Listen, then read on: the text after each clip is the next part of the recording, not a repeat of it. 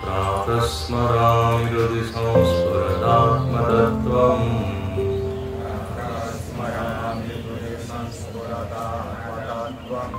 सच्चित्सुखं परमहंसगतिं तुरीयम्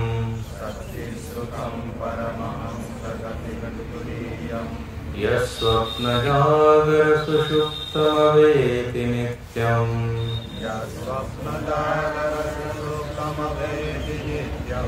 तद्ब्रह्म निष्कलमहं न च भूतसङ्गः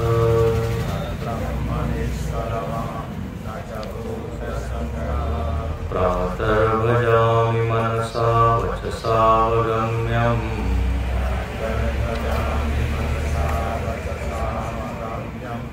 वाचो विभान्ति निखिलायतनुग्रहेण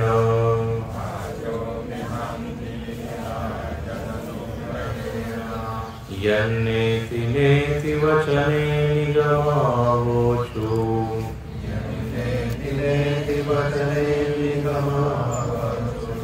तं देवदेवमयमच्युतमाहुरग्रम्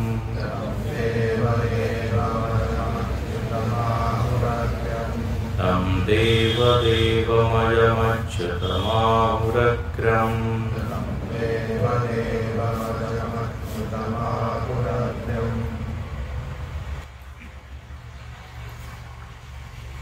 ध्यान श्लोकों में हम लोग एक श्लोक को देख चुके हैं। ध्यान की साधना सूक्ष्म साधना है, इसलिए थोड़ी कठिन है।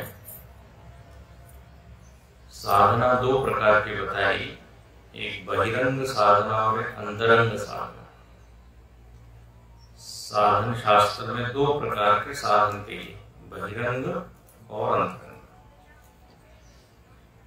बहिरंग साधन मतलब कर्मयोग, भक्ति, उपासना, योग, प्राणायाम, इसको बहिरंग साधन कहते हैं। जिसके द्वारा मन की शुद्धि होती है, मन एकाग्र होता है, मन तैयार होता है। ज्ञान प्राप्ति के लिए मन तैयार होता है। तो मन की तैयारी इन सब चीजों से होती है, भजन, कीर्तन, पूजन, सेवा।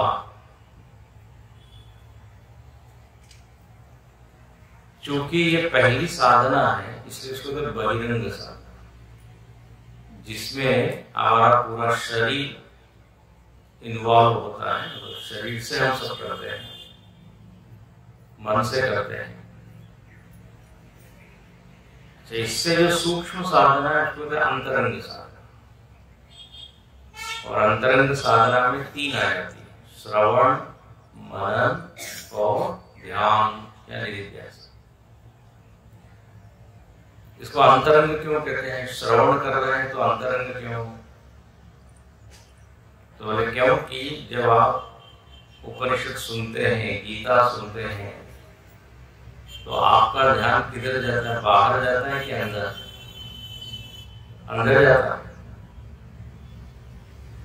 जब आप इन ग्रंथों का श्रवण करते हैं तो मन बहिर्मुखी नहीं होता, बल्कि मन अंतर्मुखी होता है।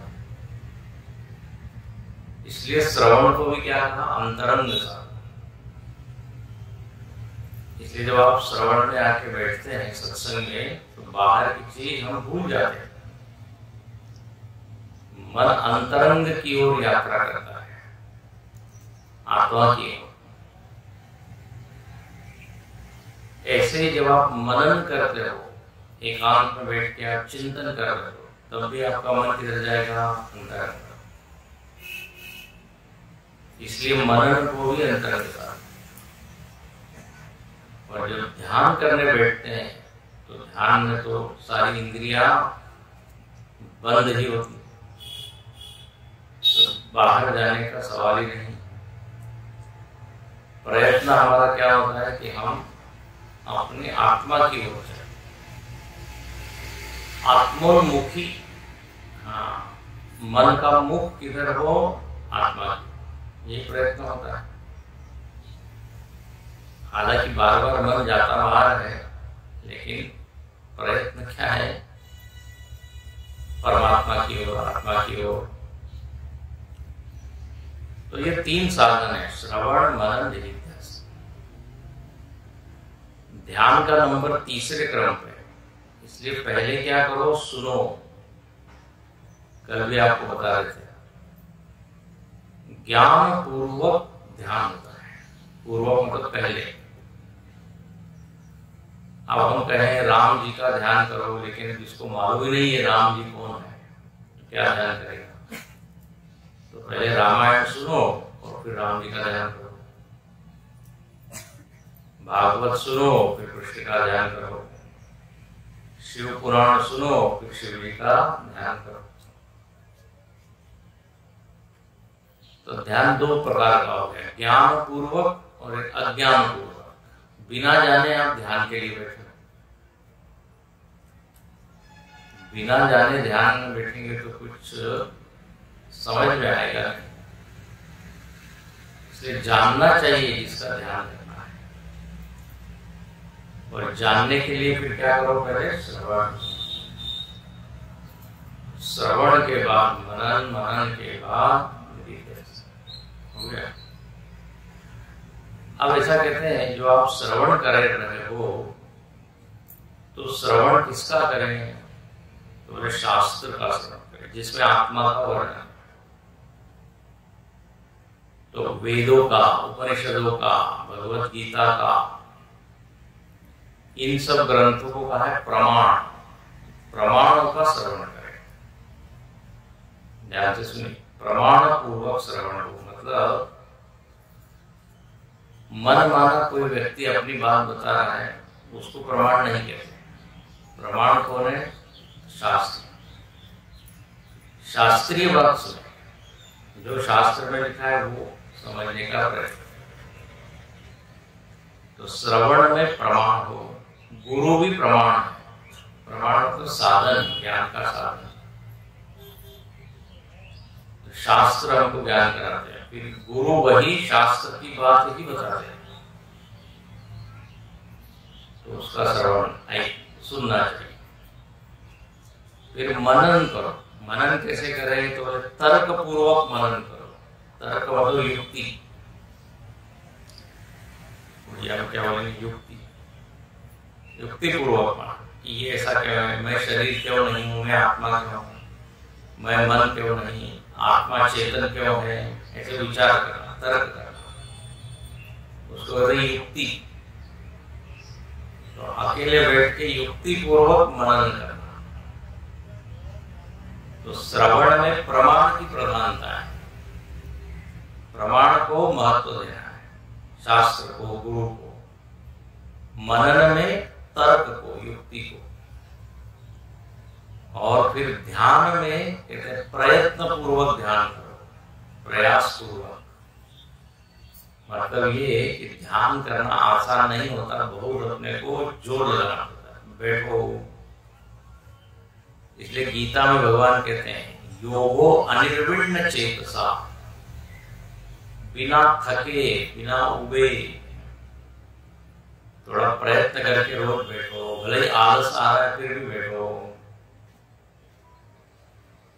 तो अपने आप प्रयत्न करके ध्यान करो।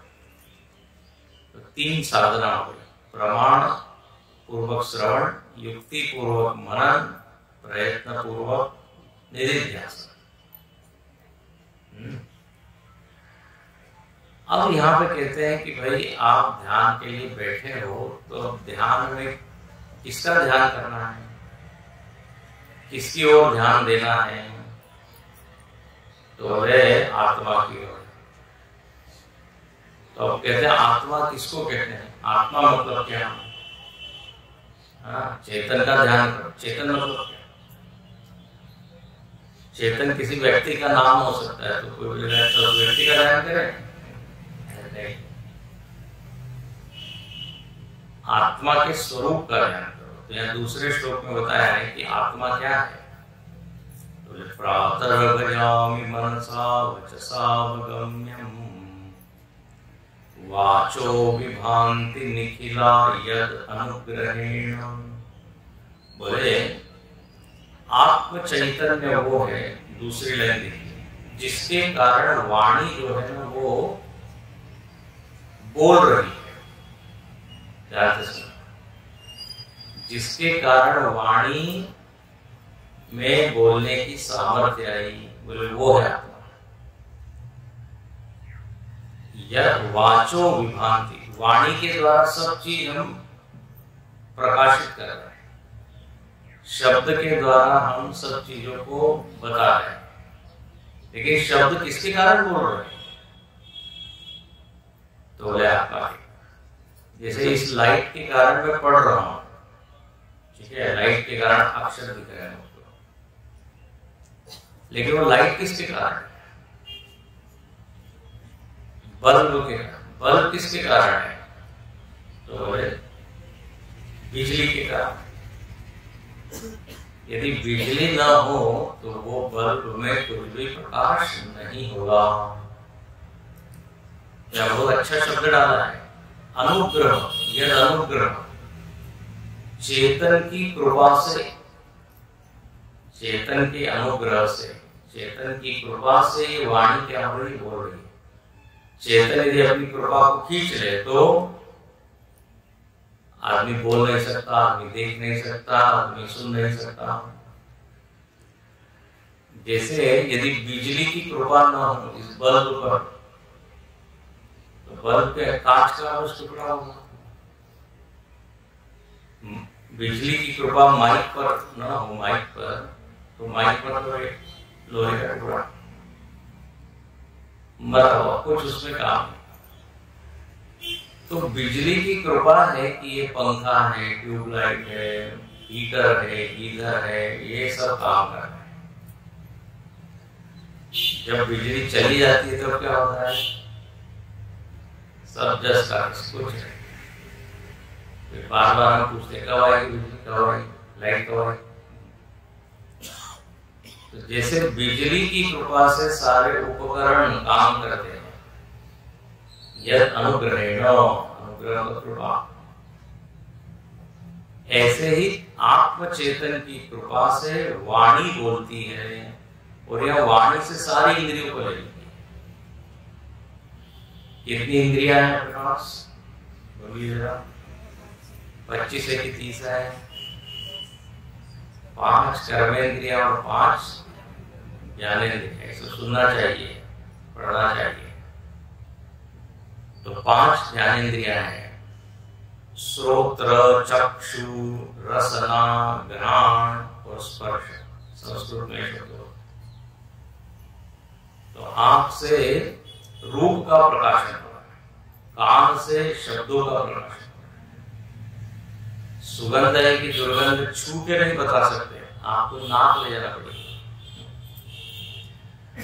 और थाली में भोजन परोसा है, वो तीखा है कि मीठा है, देखने से भी नहीं मालूम पड़ता, आंख से भी नहीं मालूम पड़ता। वो तो जब वो सब्जी आपकी जीभ पर आएगी तब मालूम पड़ेगी वो तीखी है कि नमकीन है कि फीकी है। तो स्वाद को जानने के लिए क्या चाहिए? रसना।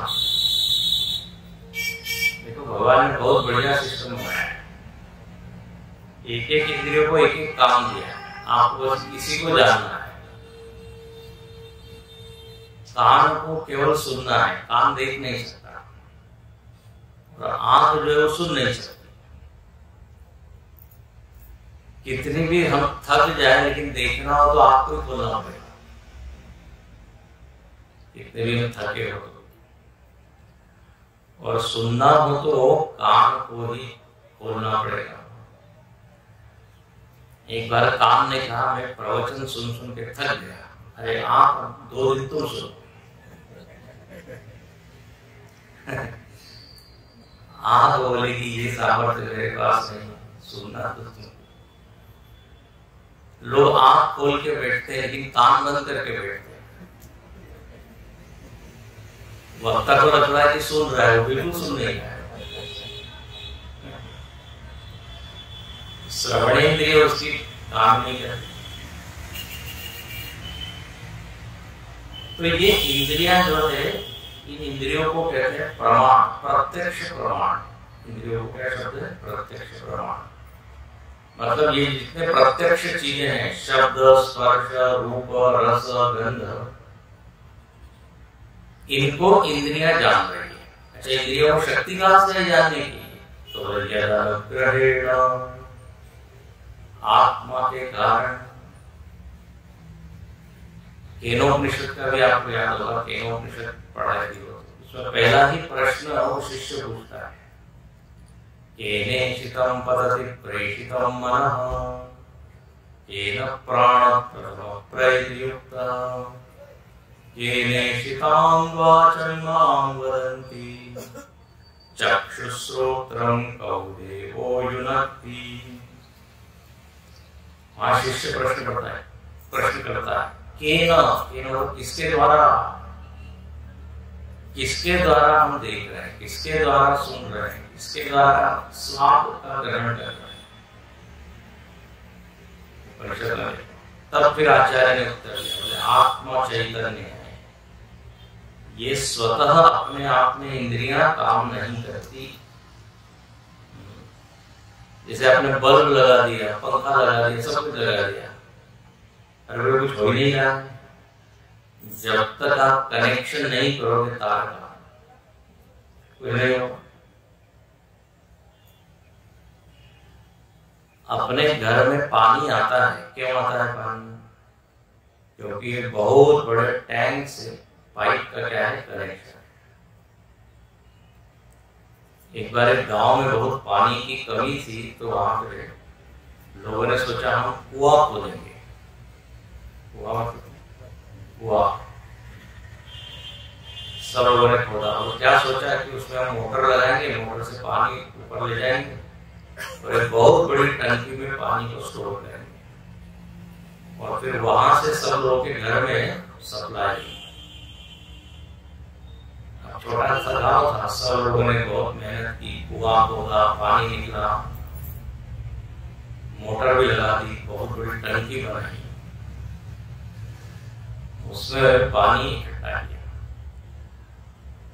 और गांव वालों ने सोचा कि अब इतना बढ़िया काम हुआ है तो किसी नेता को बुलाया जाए, और नेता के द्वारा इसका उद्घाटन करें। ऐसा नल वो चालू करेगा और उसमें पानी आएगा, सब ताली बजाएंगे। जैसे उद्घाटन समारोह, उद्घाटन का एक कार्यक्रम। अब नेता को बुलाया, सब लोगों ने खूब पंडाल सजाया, सब बोले आज इस योजना का शुभारंभ करेंगे नेताजी। अब मैं उनसे विनती करता हूं कि नल को खोले। अब नल खोला और पानी आया ही नहीं। नेताजी बहुत नाराज हो गए, अपमान किया आपने हमको यहाँ बुलाया। सब लोग घबराए, क्या हो गया, क्या हो गया, क्या हुआ था? वो नल का और टंकी का कनेक्शन ही नहीं हुआ, बाकी सब कर दिया था। तो अब भले ही पानी वहां है लेकिन कुछ नहीं है। ऐसे ही आत्म चैतन्य के साथ यदि इंद्रियों का कनेक्शन न हो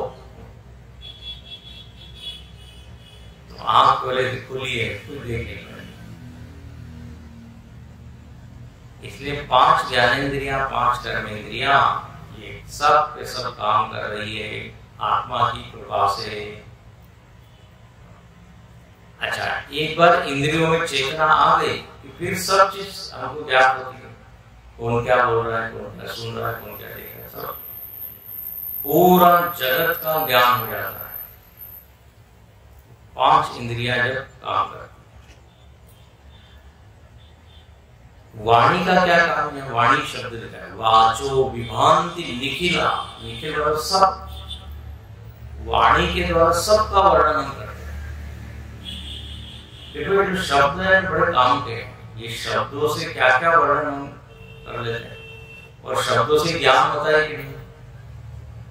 अब ये 3 श्लोक हैं, इसमें ध्यान के बारे में बताया। ये आपको ज्ञान कैसे हुआ?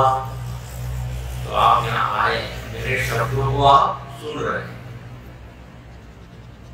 शब्दों में ऐसी सामर्थ्य है कि भूतकाल की चीजों का भी ज्ञान करा देती है, दूर की जो चीज है उसका भी ज्ञान करा देती है। अब युद्ध हो रहा है इजराइल में और यहाँ खबर पढ़ रहे हैं, शब्द ज्ञान हो गया। भुवनेश्वर में क्या हो रहा है, आपने न्यूज को सुना, ज्ञान हो गया। तो शब्द की पहुंच बहुत है, दूर दूर तक की चीजों का ज्ञान ये शब्द करा। अब अर्जुन को भगवान ने गीता कितने साल पहले सुनाई? कम से कम 5000 साल ना। लेकिन अर्जुन को जो ज्ञान दिया, आज हमको भी वो ज्ञान हो रहा है। ये किसकी महिमा है? शब्द। तो शब्द काम कर पाते हैं, उसके पीछे भी चेतना हो। तो इसलिए कहते हैं आप शब्दों को सुनिए, आपका अज्ञान दूर हो जाएगा। शब्दों को पढ़िए, अज्ञान दूर हो जाएगा। ये सारे ग्रंथ तो शब्द रूप ही है ना। तो वाचो विभांति निखिला यदनुग्रहेण, वाणी के द्वारा सब पूरा जगत प्रकाशित हो रहा है, ज्ञात हो रहा है। लेकिन वाणी किसके कारण काम कर रही है? तो चेतना के कारण। अब हम लोग क्या होता है, शब्दों की ओर तो ध्यान देते हैं, लेकिन जिसके कारण शब्द बोले जा रहे हैं उस ओर ध्यान नहीं देते। एक बार बड़ी मजेदार बात हुई उत्तरकाशी में, उत्तरकाशी जहाँ पे गुरुदेव रहते थे चिन्मयानंद में, वहां पे कोई व्यक्ति आया और बहुत देर तक गुरुदेव से बोल रहा है कि हमको एक प्रश्न है, प्रश्न। और अब प्रश्न तो 1 मिनट में पूरा हो जाना चाहिए ना। बहुत बोलते ही जा रहे, बोलते ही जा रहे, सब लोग बोर हो गए, थक गए। अरे कब बंद करें? एक गुरुदेव देख रहे हैं उसको। तो लोगों ने पूछा आप थक नहीं रहे क्या? क्या क्या बोलते चला जा रहा है? तो गुरुदेव ने बड़ा अच्छा उत्तर दिया। गुरुदेव ने कहा मैंने कुछ भी उसके शब्द सुने नहीं, मैं तो उसके पीछे जो है उसको देख रहा था, आत्मा को देख रहा था। देखो आत्मा के कारण ही बोल रहा है, शब्द सुनिए, इसलिए मैं थका है, आप लोग शब्द सुन रहे। तो वाणी के पीछे रोज सुबह सुबह हम ध्यान करें कि वाणी का कारण क्या है। तो और वाणी के 4 प्रकार बताए गए,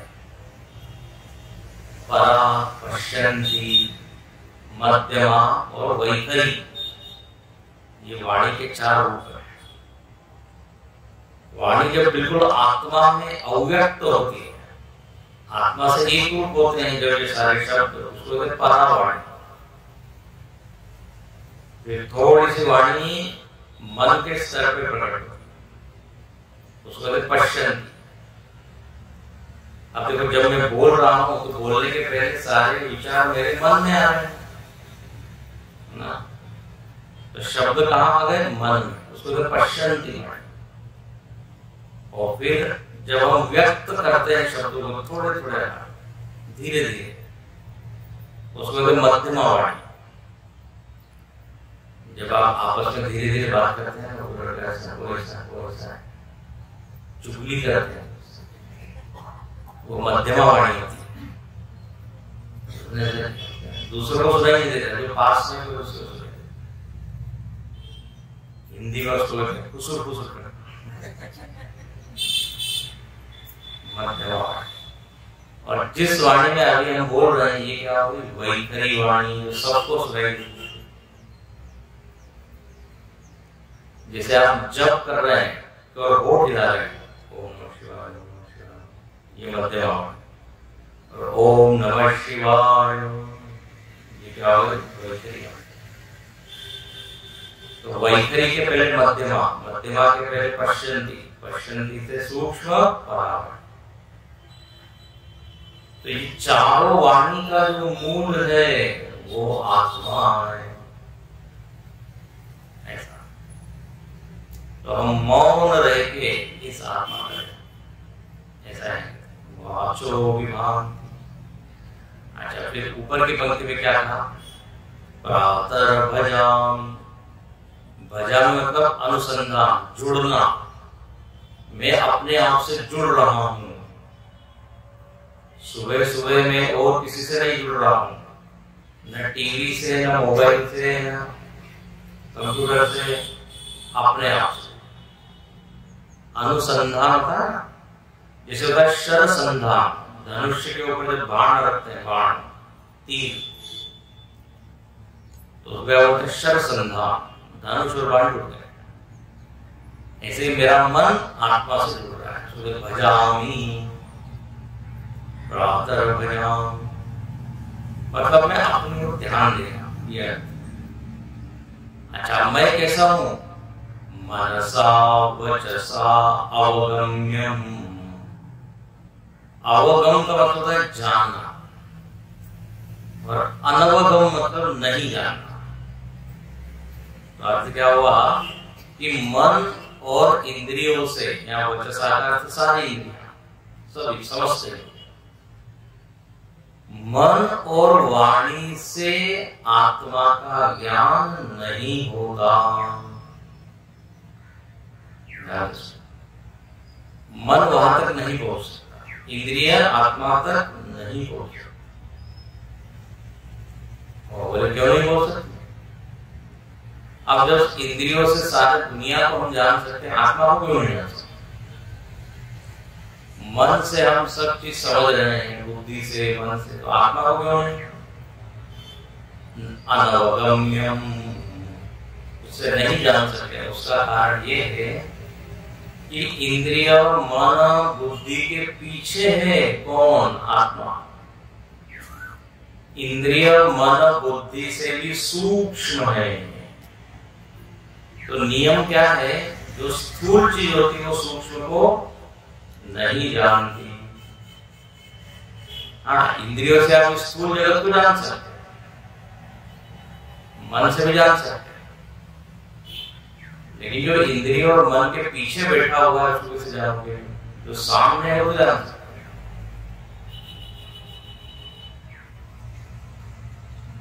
जैसे इसका उदाहरण आपको देते हैं, एक टेलीस्कोप होता है जिससे सूर्य चांद देखते हैं। सूर्य को क्या ग्रहण होता है तो टेलीस्कोप लगाते हैं। तो टेलीस्कोप से आप उसके जो आगे की चीजें वो देख सकते हैं, तारे देख सकते हैं, ग्रह देख सकते हैं, लेकिन उसी टेलीस्कोप से आप देख सकते हैं क्या? आंख से टेलीस्कोप नहीं बोला, ऐसे घुमा देंगे उसको, तो घुमाओगे तो आंख तो दिखेगी फिर ना। हाँ, सामने वाला आपकी आंख को देख सकता है, लेकिन उसी टेलीस्कोप से जिससे आप ग्रह नक्षत्र देख रहे हैं, अपनी आंख को नहीं देख सकते, क्योंकि वो उसके पीछे होगा। एक और उदाहरण हम हमेशा देते हैं, जैसे टॉर्च होता है। टॉर्च में आप बैटरी लगाते हैं, सेल के कारण, और सेल का कनेक्शन होता है टॉर्च के बल्ब से, फिर सामने लाइट है। अब उसी लाइट में आप बैटरी को देख सकते हो। टॉर्च के सामने की चीज तो देख सकते हो, लेकिन उसको जिसके कारण टॉर्च में लाइट है उसको नहीं देख सकते। इसी तरह जिसके कारण इंद्रियों में शक्ति है, मन में शक्ति है, उसको प्रकाशित नहीं कर सकती है आत्मा। मनसा वचसा अनवगम्यम, मन वाणी से परे। इसलिए उपनिषद में एक वाक्य आता है, यतो वाचो निवर्तन्ते अप्राप्य मनसा सह। एक बार हुआ है कि इंद्रिया और मन, इन लोगों ने कहा चलो चलो हम लोग क्या करेंगे, आत्मा तक जाएंगे, आत्मा को प्राप्त करेंगे। लेकिन प्रयत्न किया, बोले नहीं प्राप्त कर सकते, तो हमसे भी सूक्ष्म है। तो अर्थ क्या हुआ? जो सबसे अंतरंग है वो आत्मा, उसके बाद मन है, उसके बाद इंद्रियां है, उसके बाद पूरा जगत है। समझ आ रहा है? सब लोग यहाँ पर ही है, जागृत अवस्था में। स्वामी क्या था, कैसे होगी? सुनते सुनते इंद्रियां धीरे धीरे स्विच ऑफ हो जाती है। मोबाइल को ऑफ कर देना, आंख कान नाक कान जो है वो स्विच ऑफ हो जाता है। यहाँ पर कहते हैं सबसे पहले आत्मा, फिर आत्मा की चेतना आती है मन में, फिर मन चेतनवान होता है, फिर मन से इंद्रियां चेतनवान होता है, फिर इंद्रियों से सत्य। जैसे आप जो चावल पकाते हैं, चावल कैसे पकाते हैं? सबसे पहले गैस आग आती है, फिर उसके ऊपर क्या एक पात्र रखते हैं, बर्तन, फिर उसके अंदर पानी डालते हैं, पानी के अंदर फिर चावल। तो देखो अग्नि से गर्मी कहाँ आई? बर्तन, बर्तन से पानी, पानी से चावल, ट्रांसफर हुआ, ट्रांसफर यहाँ से यहाँ जाना। तो ऐसे ही आत्मा की शक्ति या चेतना मन में है। वो मन जो जड़ था क्या बन गया? चेतन। फिर चेतन मन ने इंद्रियों को चेतन बना दिया और फिर उन्हें सामर्थ्य आ गई। इसका एक और उदाहरण गुरु जी देते हैं। जैसे कोई कमरा हो, रूम कमरा, और उसमें अंधेरा, अब वहां लाइट का कनेक्शन नहीं है। अब क्या करें? लाइट नहीं है। तो एक व्यक्ति ने क्या किया, बहुत बड़ा एक कांच लिया, कांच मतलब मिरर, समझ रहे हैं? कांच, दर्पण, दर्पण। और दर्पण को क्या किया? सूर्य के सामने से। तो सूर्य का लाइट किस पे आया? दर्पण। दर्पण का लाइट कमरे में, प्रकाश हो गया कमरा को। आपने बचपन में किया होगा ना, वो आँख से चमकाते तो क्या आँख में भी होता है। तो मूल प्रकाश कहाँ है? सूर्य में। अब दर्पण में तो कोई प्रकाश नहीं, जड़ है, लेकिन सूर्य के सानिध्य में आने से वो भी क्या हो गया? उसमें भी सामर्थ्य है प्रकाशित करने। और जब उसको जिसके भी सामने डालो वो चीज दिखने लगी। इतना सुंदर उदाहरण है। तो सूर्य आत्मा की तरह है, आईना मन की तरह है। इसलिए कहते हैं, अच्छा सूर्य के बिना आईना काम करेगा क्या? आईना आपने सदा घुमा रहे, कुछ भी नहीं। सूर्य का प्रकाश जब तक न हो उसमें प्रकाशन की सामर्थ्य आएगी। ऐसे ही इंद्रियों के पीछे अब आंख कान निकाल के रख दिया किसी, वो सामर्थ्य।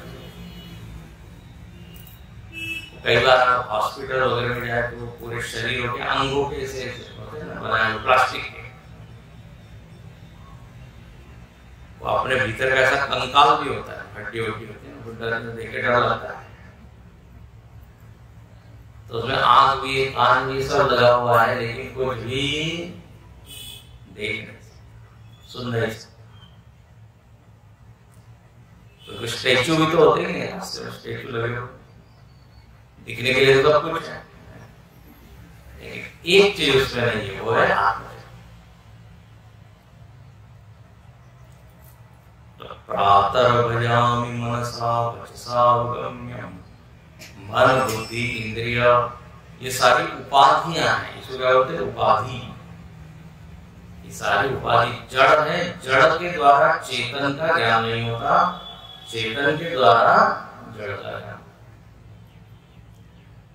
अच्छा, इसको दूसरी भाषा में कहते हैं सूक्ष्म शरीर। मन बुद्धि इंद्रिय को क्या कहते हैं? सूक्ष्म शरीर। आप लोगों ने वेदांत सुना है, ये जो हाथ पैर है इसको क्या बोलेंगे? स्थूल शरीर। जो दिखता है वो स्थूल शरीर, जो स्थूल शरीर के पीछे है वो सूक्ष्म शरीर। अब ये सूक्ष्म शरीर आत्मा को प्रकाशित नहीं कर सकता, क्योंकि सूक्ष्म शरीर जिसके कारण काम कर रहा है वो है आत्मा। तो न स्थूल शरीर न सूक्ष्म शरीर, दोनों से आत्मा को आप नहीं जान सकते। तो फिर आत्मा को जानेंगे कैसे? आप मना कर रहे हैं। तो बोले बस इनको आप लय कर दो, लीन कर दो, जहां से निकले हैं ना वहां लीन कर दो। जो चीज बच जाएगी आखिरी में वो है आत्मा। कोई किताब की तरह नहीं है, घड़ी की तरह नहीं कि आप उसको देख सको। बोले ये रही आत्मा, सच्चिदानंद आत्मा। वो चीज तो है। तो जिस उसको स्मरण करने के लिए, समझने के लिए जो हम बाहर देख रहे हैं, बाहर देखना बंद कर दो, तो वो चीज दिखाई। इसलिए तीसरे श्लोक में क्या लिखा? तीसरी लाइन में यन्नेति नेति वचने निगमा अवोचु। अवोचु मतलब कहना, बोलना। निगम मतलब होता है वेद। वेद भी कहने लगे, बोले हम भी इसको नहीं बता सकते। निगम का अर्थ होता है वेद, आगम का अर्थ होता है शास्त्र। बहुत सारे शास्त्रों के आगम, आगम निगम ये तो शब्द आते हैं। कई बार वेदों को भी आगम बोल देते हैं, लेकिन आगम का अर्थ होता है आया हुआ, परंपरा से जो आया है उसको कहते हैं आगम। जैनागम, शैवागम, अलग अलग ये दार्शनिक लोगों के क्या है, उनके शास्त्र है। तो जो परंपरा से आया कहते हैं आगम, और जो वेद है निगम। तो कहते हैं वेद क्या कहते हैं? नेति नेति। बोले आत्मा ऐसा नहीं है, ऐसा नहीं है, इतना नहीं है, इतना नहीं है, सब चीज को मना कर देते हैं। नेति नेति तो सुना है ना? किसी ने पूछा शरीर आत्मा है क्या? बोले नहीं। वृत्ति आत्मा है क्या? थॉट, विचार? बोले नहीं। इंद्रिया आत्मा है क्या? नहीं। अरे बोले फिर ये क्या आत्मा? बोले सबको मना कर दो, उसके बाद जो चीज बन जाएगी। अब जैसे यहाँ पे 40-50 लोग बैठे हैं, ठीक है? अब किसी को बुलाना है, अब उसका नाम मालूम नहीं। 40 लोग बैठे हैं, 39 लोगों के नाम मालूम है, 39। अब बाहर से उसको भेजा, बोले इसको मत बुलाओ, इसको मत बुलाओ, इसको मत बुलाओ। तो जितने नाम है उन सबको उसने कहा कि हमारा क्या, इनको नहीं बुलाना। तो किसको बुलाना है? जो बच जाए। इसको नेति है। अब किसी को बाहर से अंदर भेजा, बोले अंदर से एक वस्तु है वो लेके आओ पंडाल में से। अब उस वस्तु का नाम नहीं बताया, उसको कहा स्टेज पर माइक है उसको बताना, मोबाइल है उसको बताना, पुस्तक है उसको बताना, आसन है उसको बताना, फूल है उसको बताना। अब सबको हटाने के बाद क्या बचेगा? हारमोनियम। ओ बोले हारमोनियम लाने के लिए तो इसको क्या बोलेंगे? नेति नेति नेति। ये नहीं, ये नहीं, ये नहीं, है ना? उदाहरण किचन में भेजा, किचन मतलब रसोई घर में। अब उसको कहा कि नमकीन नहीं, नमक नहीं लाना, तीखा नहीं लाना, मसाला नहीं लाना। उसको शक्कर लाने के लिए भेजा कि ये नहीं बोला शक्कर बनाओ, बाकी सब चीजों को बना कर समझ गया किसको बनाना है, शक्कर को क्या है। ऐसे आपको एक हम श्लोक सुनाते हैं, शंकराचार्य ने लिखा है, मनो बुद्धि अहंकार चित्तानि नाहम। सुना है? बोले आत्मा का इसमें वर्णन है। आत्मा कौन है? तो बोले न मन है न बुद्धि है। मनो बुद्धि अहंकार चेता निधान न च श्रोत्रजिह्वे न च घ्राणनेत्रे न च व्योमभूमि न तेजो न वायु चिदानन्दरूपः शिवोऽहं चिदानन्दरूपः शिवोऽहं न च प्राणसंज्ञो न वै पञ्चवायु न वा सप्तधातु न वा पञ्चकोशः न वा पाणिपादं न चोपस्मवायु चिदानन्दरूपः शिवोऽहं चिदानन्दरूपः शिवोऽहं न मे द्वेषरागो न मे लोभमोहः मनो नैव मे मात्सर्यभावः न धर्मो न चार्थो न कामो न मोक्षः चिदानन्दरूपः शिवोऽहं चिदानन्दरूपः शिवोऽहं न पुण्यं न पापं न सौख्यं न दुःखं न मन्त्रो न तीर्थं न वेदान्यज्ञः अहं भोजनं नैव भोज्यं न भोक्ता चिदानन्दरूपं शिवोऽहं चिदानन्दरूपं शिवोऽहं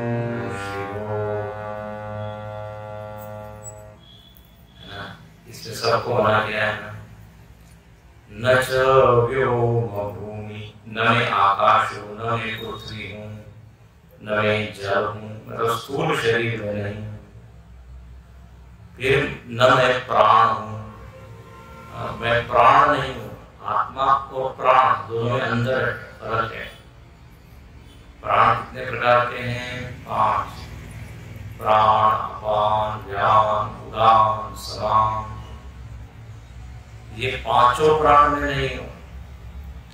जब प्राणायाम करते हैं तो इन प्राणों की ओर ध्यान देते हैं, अनुलोम विलोम प्राणायाम। तो नहीं, ठीक है, प्राणायाम के समय प्राण की ओर ध्यान दीजिए, लेकिन ध्यान किसका करना है? आत्मा का करना है। न च प्राण संयोग।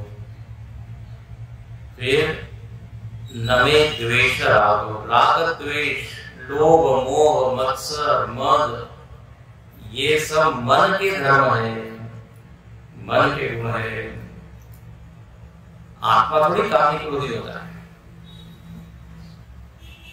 आत्मा इनका साक्षी है। तो न में फिर कहते हैं न पुण्यम न पापम। पाप पुण्य भी आत्मा नहीं है। पाप पुण्य तो कर्म का नाम है। अच्छे कर्म पुण्य, बुरे कर्म पाप। मन के स्तर पे अच्छे विचार पुण्य, बुरे विचार पाप। तो आत्मा विचार नहीं है, पाप पुण्य के परे है ना। तो इसमें सबका निषेध किया है। इसमें कहते हैं निषेध, मना करना। न धर्मो न अर्थो न कामो न मोक्ष। ये 4 पुरुषार्थ भी आत्मा में लगते नहीं, जुड़ते नहीं। ये भी क्या है? कर्म के ही नाम, धर्म अर्थ काम। जो प्राप्त करना है उसको धर्म अर्थ काम। तो फिर आत्मा है क्या? चिदानंद रूप, चैतन्य है, चित। और इसमें कोई दुख नहीं, प्रतिकूलता नहीं, अशांति नहीं, आनंद, चिदानंद रूप शिवोहम। शिव का मतलब होता है मंगल, शुभ, कल्याण।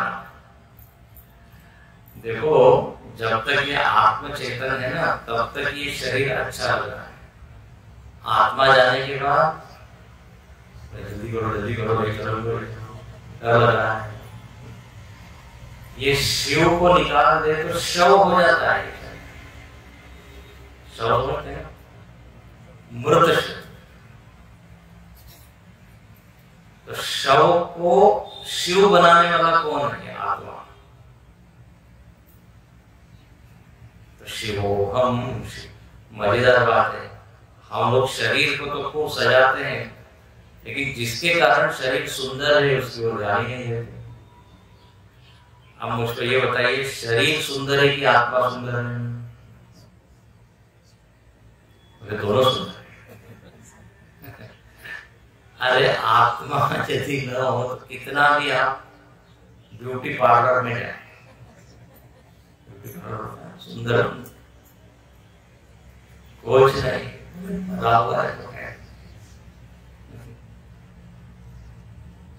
मृत शरीर में सौंदर्य आत्मा।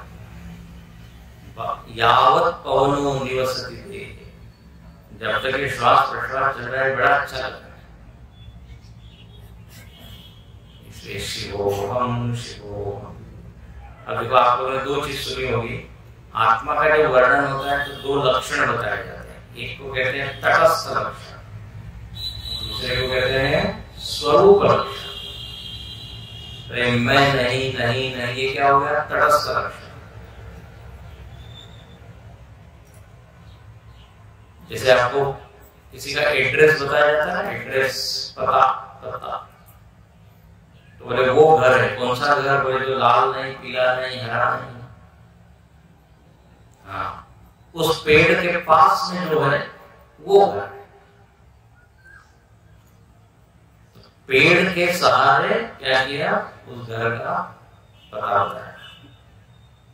बोले जिस घर के ऊपर कौवा बैठा है वो मेरा घर है।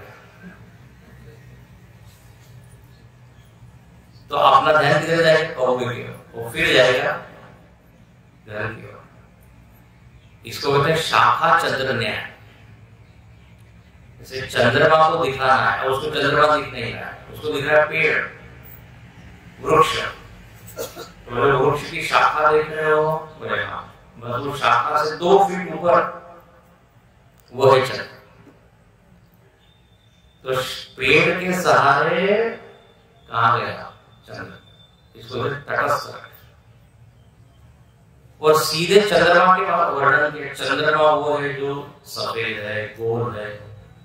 इसको क्या बोलेंगे? स्वरूप। अब इसको आप बाद में सुनिएगा स्वामी से। तो यहाँ पे 2 बात, ये नहीं है, ये नहीं, मन के पीछे है, अवस्था के पीछे है, ये तटस्थ लक्षण। और खुद से आत्मा कैसा है? चिदानंद। ये हो गया क्या? स्वरूप लक्षण। तो रोज सुबह जो है हमको अपने स्वरूप के जो लक्षण बताए हैं कि आत्मा चेतन है, आत्मा सत है, मरता नहीं है, आत्मा निर्गुण है, निराकार है। जो जो भी लक्षण आत्मा के स्वरूप के बताए वो हम क्या करें? भजामी, उसके साथ अपने आप को जोड़े। बहुत सुंदर। प्रातः भजामी मनसा। मनवाणी के पीछे है। मनवाणी जिसके कारण काम कर रहे हैं वो आत्मा है, और जिसके बारे में वर्णन है ऐसा नहीं है, ऐसा नहीं है, जो सबसे अंत में बच जाए वो है आत्मा। फिर अंत में क्या कहते हैं? तम देव देवमजमच्युतमाहुरग्रहम्। इस आत्मा को कहा देव। ओ देव मतलब क्या? द्योतन देव। द्योतन जिसमें चमक है, जिसमें ज्ञान कराने की सामर्थ्य है, उसको कहते हैं द्योतन। चमक, प्रकाश। प्रकाश मतलब लाइट का नहीं, प्रकाश मतलब जिसके द्वारा हमको ज्ञान हो। तो यहाँ आत्मा का एक शब्द है देव। अच्छा, यहाँ कहते हैं देव, तम देव देवमयम, देवों का भी देव, क्या देवों का भी देव। और कितने सारे देव, देखो ध्यान से सुनना, इतना सा बोल मैं पूर्ण करता हूं। इंद्रियों को भी देव कहा है क्योंकि इसमें भी ज्ञान कराने की सामर्थ्य है। बुद्धि को भी देव कहा, मन को भी देव कहा। लेकिन देवों के देव, सारे देवों का देव कौन है? आत्मा। आप सुनते हैं देवों के देव महादेव। तो इंद्रियों में भी चमक है, प्रकाश है, मन में भी प्रकाश है। लेकिन यदि आत्मदेव नहीं होंगे तो इनमें कोई नहीं। इसलिए देव देव, देवानाम देव, इंद्रियाणाम देव, सारे इंद्रियों के पीछे। और ये आत्मा कैसा है? अजम, अजम अच्युत माहुरग्रम, 3 शब्द है। अजम, अच्युतम, अग्रम। अजम का अर्थ होता है जिसका जन्म नहीं हुआ। अजम, आत्मा का जन्म नहीं होता, शरीर का जन्म। हम लोग जो जन्मदिन मनाते हैं, हैप्पी बर्थडे टू यू, ये जो बनाते हैं हैप्पी बर्थडे, जन्मदिन, आत्मा का नहीं होता, किसका होता है? शरीर का होता है। अच्छा, जो अपने आप को शरीर नहीं मानता वो जन्मदिन मनाएगा क्या? मतलब तो शरीर हुई नहीं, मैं तो अजन्मा हूं, मैं किस तरह? एक बार लोग जो है गुरुदेव का जन्मदिन मना रहे थे, गुरुदेव का जन्मदिन। तो गुरुदेव ने बोले आप अजन्मा का जन्मदिन मना रहे हो। मैं तो अपने आप को क्या मानता हूँ? आत्मा, अजन्मा।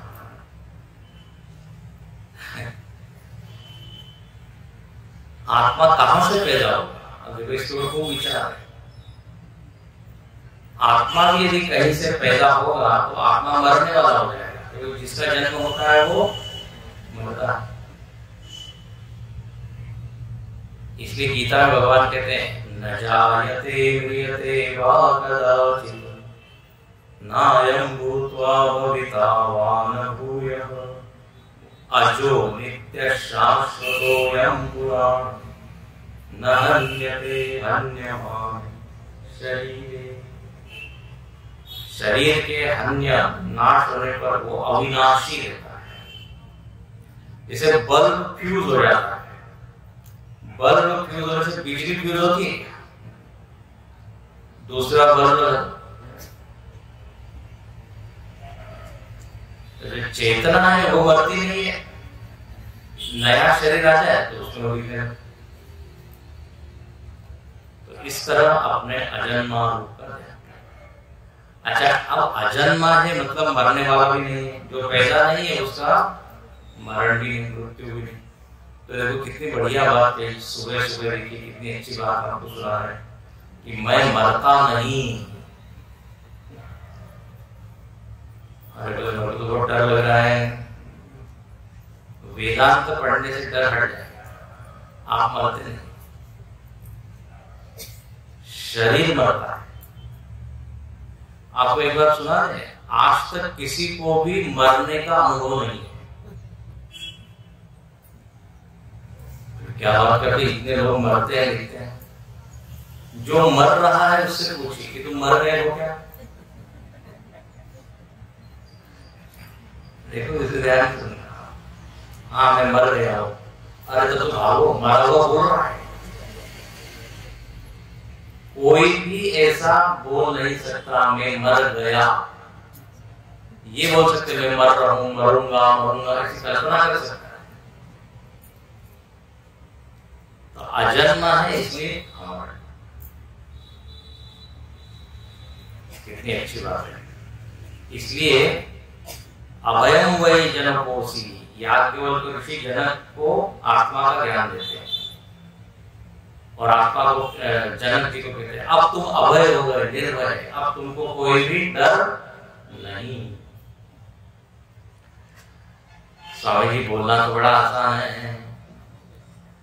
अब देखो, भले ही हम अमरण धर्म है, लेकिन हमको डर क्यों लगता है? क्योंकि शरीर से हम जुड़े हुए हैं, तादात्म्य हटा दें तो डर नहीं है, तादात्म्य के कारण। इस तरह रोज हम क्या करें, दो श्लोक हम लोग देखें, इसके ऊपर खूब चिंतन कीजिए, आंख बंद करके बैठिए और जो जो आपने सुना है, हाँ, उसी को याद कीजिए। बैठिए, जो आपने श्रवण किया उसको स्मरण में लाने का प्रयत्न। आज हमने क्या सुना, स्वयं के बारे में